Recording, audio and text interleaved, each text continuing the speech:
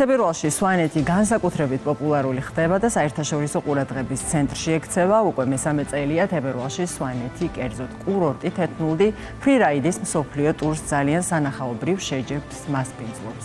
წელს 50 რაიდერს ელოდებიან მსოფლიოს სხვადასხვა წერტილიდან. როგორ მიდის მზადება, რა მნიშვნელობა აქვს ასეთი საერთაშორისო ღონისძიებების მასპინძლობას ჩვენი ქვეყნისთვის და ზოგადად ჩვენი კურორტების ცნობადობის გაზრდისთვის. ასევე რა ხდება სხვა კურორტებზე, ესეც საინტერესოა. ამ თემებზე და არა მხოლოდ ჩვენ სტუმართან ერთად განვაგრძობთ საუბარს. ჩვენი სტუმარია მთის ტრასების სააგენტოს დირექტორი ირაკლი ბურჭულაძე. მოგესალმებით ირაკლი, მადლობა სტუმრობისთვის. მოგესალმებით, მადლობა მოწვევისთვის, მივესალმები მაყურებელს. ფრირაიდით დავიწყოთ, როგორ მიმდინარეობს მზადება, კარგი გამოცდილება უკვე დაუგროვდა ქვეყანას ამ მიმართულებით მსოფლიო ტურების მოწყობაში. ეხლა რა ეტაპზეა მზადება, ვიცით რომ კონკრეტულ ფანჯარაში უნდა ჩაეტიოს ეს მსოფლიო ტური, ეს არის 22-28 თებერვალი. საქართველოს მესამედ მასპინძლობს ამ ესეთი მასშტაბის ღონისძიებას, რომელიც არის მსოფლიოს ფრირაიდის მსოფლიოს ტური. აქტიურად მიმდინარეობს მზადება ნამდვილად, იმიტომ რომ საკმაოდ მაღალი, ასე ვთქვათ, უსაფრთხოების სტანდარტები უნდა დავიცვათ, ლოჯისტიკურ ნაწილში საკმაოდ ბევრი სირთულე არის და უკვე მთაზე მობილიზებას ნელ-ნელა ვიწყებთ, შესაბამისად ვიწყებთ არეალების გადაკეთებას, რომ ხელშეუხებელი თოვლი იყოს. კიდევ ერთხელ ავხსნი რა არის ფრირაიდი, მაყურებლისთვის გასაგები რო იყოს ეს არის. დარწმუნებული ვარ ძალიან ბევრ მაიცის ჩვენმა მაყურებელმა, მაგრამ მოსასმენადაც სასიამოვნოა, არა მხოლოდ სანახაობრივად ისეთი შეჯიბრია. ეხლა ეს არის არამარკირებულ რელიეფზე, ანუ გაუკვალავ თოვლში ღონისძიების ჩატარება, სადაც გამოდის 50 საუკეთესო სპორტსმენი მსოფლიოს მასშტაბით, იქამდე რომ 50 ამ რაიდერებს შორის მოხდე, ჭირდებათ ძალიან ბევრი ტურის გავლა და შესაბამისად ესენი არიან მსოფლიო სტარები, ასე ვთქვათ, რა ვარსკვლავები, ვინც იღებენ მონაწილეობას და ეს ძალიან დიდი მიღწევა არის საქართველოსთვის, რომ ესეთი ადამიანები ჩამოდიან. რამდენად დივერსიფიცირებულია წელს ბაზარი, ასე ვთქვათ, რამდენი ქვეყნიდან ველოდებით ამ ვარსკვლავებს?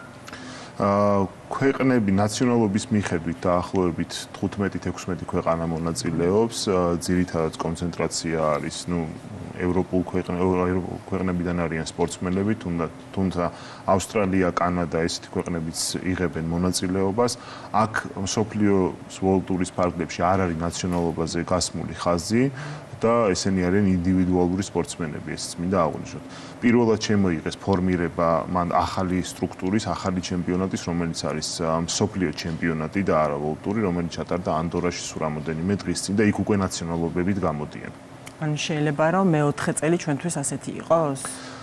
ჩვენ ვფიქრობთ, რომ ესეთ ნაბიჯებს გადავდგავთ, ყოველ გადადგმული გვაქვს უკვე და კიდევ უფრო მეტად გავაქტიურდებით ამ მიმართულებით. ჩვენ კონტრაქტი რაც გვაქვს ჩვენ საერთაშორისო პარტნიორებთან, ეს არის 4-წლიანი კონტრაქტი. შესაძლებელია საუბარი მსოფლიო ჩემპიონატზე, ასევე რომელიც აბსოლუტურად ახალი არის და მხოლოდ და მხოლოდ პირველად ჩატარდა ანდორაში, 2 წელიწადში ერთხელ იმართება და ჩვენ თავისუფლად შეგვიძლიათ ვისაუბროთ მომავალ წლებში ამ ჩემპიონატის ჩატარებაზე საქართველოში. ძალიან საინტერესო თემას შეეხეთ, ბატონო ირაკლი. აი ამ 3 წლიანმა გამოცდილებამ და ამ რუკაზე გარკვეულწილად საქართველოს მონიშნამ რა აჩვენა კიდე და რის შესაძლებლობების ფანჯრები გახსნა. თქვენ ახსენეთ, რომ შეიძლება მაგალითად 4-წლიანი ეტაპი და ხელშეკრულება რომ ამოიწურება, უკვე სხვა ჩემპიონატებს და სხვა ტურების მასპინძელი გახდეს საქართველო. არის თუ არა უკვე კონკრეტულად რაიმე კონკრეტულ ჩემპიონატზე ან საერთაშორისო ღონისძიებაზე საუბარი, რისი მასპინძელით შეიძლება საქართველოს სწორედ ამ 3-წლიანი გამოცდილებით გახდეს?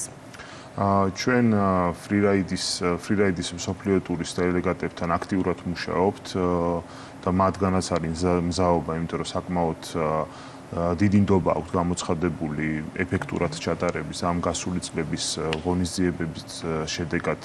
ჩვენ ვცდილობთ, რომ კიდევ უფრო გავახანგრძლივოთ ეს ჩემპიონატი და მრავალი წელი იყოს, შეიძლება სხვა მსოფლიო ტურის სხვა, ასე ვთქვათ, ოჯახის ოჯახში რაც არის, ანუ ღონისძიებები ისინიც შემოგვიერთდეს.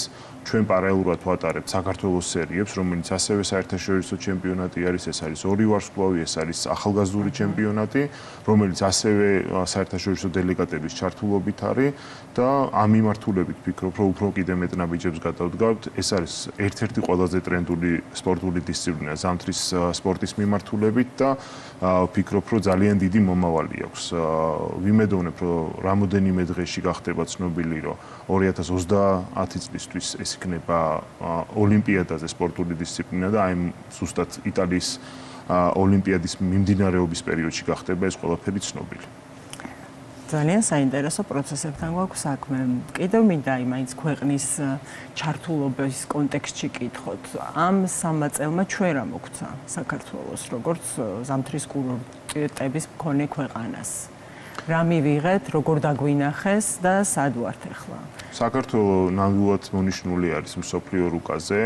მათ შორის გახდა ერთ-ერთი ლოკაცია, რომელიც მოყვარულ ფრირაიდერებს მასპინძლობს და აბსოლუტურად დივერსიფიცირებული არის აქაც რა დამწყები ფრირაიდერებისთვის და პროფესიონალური ფრირაიდერებისთვის საქართველოს ბევრი ადგილი უკვე სთავაზობს იმ პროდუქტს, რაც მათთვის მიმზიდველი არის. გამორჩეული არის, რა თქმა უნდა, სვანეთი, გამორჩეული არის ამის გუდაურის არეალი, ბახმარო და ცნობადობა იმდენად გაზრდილი არის, რომ ჩვენ უკვე ვიმკვიდრებთ სახელს ისეთ ქვეყნებთან, როგორც არის იაპონია, როგორც არის კანადა ამ მიმართულებებით და კიდევ უფრო პოპულარული ხდება, უფრო მეტი მიზიდულობის ადგილი არის ფრირაიდერებისთვის, რომელიც მაგალითად მოკლემეტრაჟიან ფილმებს იღებენ ამ მიმართულებით და უფრო მეტად აპიარებენ საქართველოს. აქ ძალიან დიდი ნაწილი არის კულტურული, აქ არის ძალიან დიდი ნაწილი ასევე შემოდის გასტრონომიის კუთხით და ჩვენ შესაძლებლობა გვაქვს რომ მთელ მსოფლიოს ვანახოთ თუ რამხელა კულტურის და რამდენად ესეთი გასტრონომიის, ასე ვთქვათ, საქართველოში არის და ისტორია. დიახ, ანუ ზუსტად მანდეთკე მიმყავდა საუბარი, რომ ეს არ არის მხოლოდ ერთი ამოგლეჯილი შეჯიბრი, ეს არ არის მხოლოდ მსოფლიო ტური რაღაც კონკრეტულ სპორტულ დისციპლინაში, არამედ აქვს ძალიან მრავალმხრივი და კომპლექსური შინაარსი, იმიტომ რომ გავლენას ახდენს ძალიან ბევრი მიმართულებით, ხო? აი ცნობადობის თვალსაზრისით სანამ დაგემშვიდობებით, მაინც ფრირაიდზე მოგვიწია ძირითადი კონცენტრირება, ცნობადობა არა როგორც სპორტულ დისციპლინაში რუკაზე მონიშნის, არამედ ზოგადად ტურიზმის მიმართულებით. აი ამ ფრირაიდის მსოფლიო ტურების ჩატარებამ გაზარდა თუ არა საქართველოს ცნობადობა ტურისტებში? ანუ გახდა თუ არა მიზიდულობის ცენტრი აი ამ სპორტული დისციპლინის გამო? ამ მიმართულებით გაზრდილი არის ბევრი ნაბიჯი იდგმევა თუნდაც იმ მიმართულებით, რომ ღონისძიების ფარგლებში სხვადასხვა ფესტივალი მოეწყოს. ყველაზე მეტად გამოყოფ ფესტივალს, რომელიც არის გემოფესტი, ადგილობრივად არის ერთ-ერთი ყველაზე წარმატებული პროდუქტი, რომელიც ტურიზმის ადმინისტრაციის ეგიდით იმართება. სწორედ წელს გვაქვს იმის საშუალება, რომ დაემთხვეს ფრირაიდის დღეებს გემოფესტი და შესაბამისად კიდევ უფრო მეტად აი ეს რაიდერები იქნებიან თუ საერთაშორისო სტუმრები უფრო მეტად ანახებენ ქართულ კულტურას, ქართულ ასე ვთქვათ გასტრონომიას. თვითეული სპორტსმენი მინდა აღვნიშნო, რაიდერი ასე ვთქვათ, ესენი არიან ძალიან ბევრი გამომწერი ყავს, ასე ვთქვათ, ინფლუენსერები არიან, მათ ყავთ ათასობით და 10,000-ობით გამომწერი. შესაბამისად ყოველივე მათი პლუს ერთი დღე საქართველოში გაჩერების და სწორედ აი სვანეთში რაც ხდება საქართველოს მასშტაბით რაც ხდება სოციმედიაში ამის ყველაფრის განთავსებით აბსოლუტურად დიდი პოპულარობა და მეტი ასე ვთქვათ ადამიანის ანუ ადამიანმა შეიძლება გაიზიაროს და ნახოს ზუსტად რა ხდება საქართველოში. და ბოლო კითხვა, ძალიან მოკლე პასუხი, თუ შეიძლება 22-დან 28 თებერვლამდე არის ფანჯარა, მაგრამ აი ზუსტი თარიღი როდის იქნება ცნობილი და რაზეა ეს დამოკიდებული? ამინზე როა ვიცით ხო? და კიდევ რამეზე თუ არის? ნუ რამოდენიმე პარამეტრი არის, ყველაზე მთავარი პარამეტრი არის ამინდი, სწორად, თოვლის კონდიცია არის ძალიან მნიშვნელოვანი. იქ აბსოლუტურად დაცული უნდა იყოს უსაფრთხოების ნორმები, ის რომ საკმაოდ კარგი ხილვადობა იყოს რაიდერისთვის, რომ ზედმეტი რისკები არ იყოს აღებული ჩვენი მხრიდან. ამიტომ არის 22-28 თებერვალი ჩვენ აბსოლუტურად სხვადასხვა ზართული ამის შერჩევა წინა რამდენი დღით ადრე ხდება ხოლმე შერჩევა? 48 საათით ადრე მიღებთ გადაწყვეტილებას საერთაშორისო და ადგილობრივი დელეგატები, რომ ჩავატაროთ ჩემპიონატი. ძალიან დიდი მადლობა, დაველოდებით კიდევ ერთ ძალიან ლამაზ სანახაობას, წარმატებებს ვუსურვებ, რა თქმა უნდა, სპორტსმენებს და თქვენს სააგენტოსაც. ჩვენი სტუმარი იყო, შევახსენებ მაყურებელს, მთის ტრასების სააგენტოს დირექტორი ირაკლი ბურჭულაძე.